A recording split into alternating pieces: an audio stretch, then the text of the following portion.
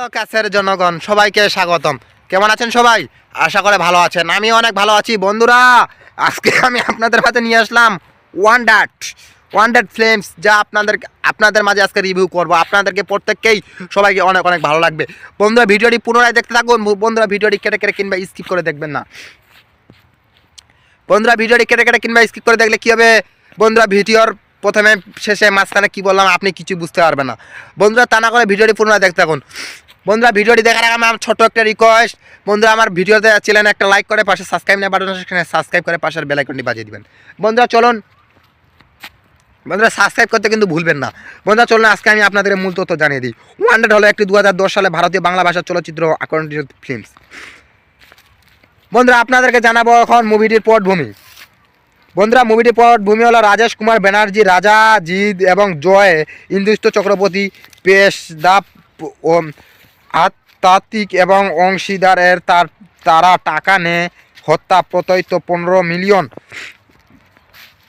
অমরন গাঙ্গুলির একজন দলের নেতা এবং আসল নির্বাচন মহানুভূমি ভোট পেয়ে নিজের হত্যার চেষ্টা চালাতে যায়, কারণ সে বুঝতে পারার পরে আবার চলে আসে। হত্যার চেষ্টা চালার জন্য তাকেই নির্মাণ ইউটেড করা হয়েছিল। রাজা শিবুল অত্যন্ত মুখার্জির সাথে দেখা করছিল। দেখা করার পর সে প্রকাশ করে তার সব কিছু ব্র্যান্ডন বলে দিয়েছিল। গল্পের গঙ্গা বনের শিবক ভাইঝিল বেড়ে উঠেছিল। ওয়ান ডেট হলো একটি 2010 সালে ভারতীয় বাংলা ভাষার চলচ্চিত্র।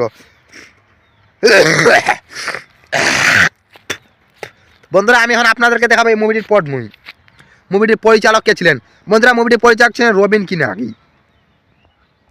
বন্ধুরা এই মুভিটিতে অভিনয় করেছিলেন জিৎ শ্রবন্ধ চ্যাটার্জি।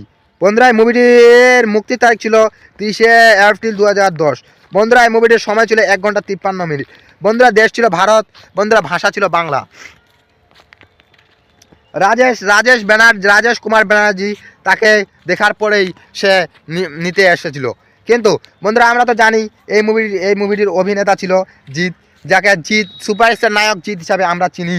বন্ধুরা শ্রবণ চ্যাটার্জি, যাকেও আমরা চিনি। বন্ধুরা আমরা সবাইকে বিশেষভাবে ভালো করে চিনি। বন্ধুরা আশা করে আপনাদেরকে ভিডিওটি পুনরায় অনেক ভালো লাগছে।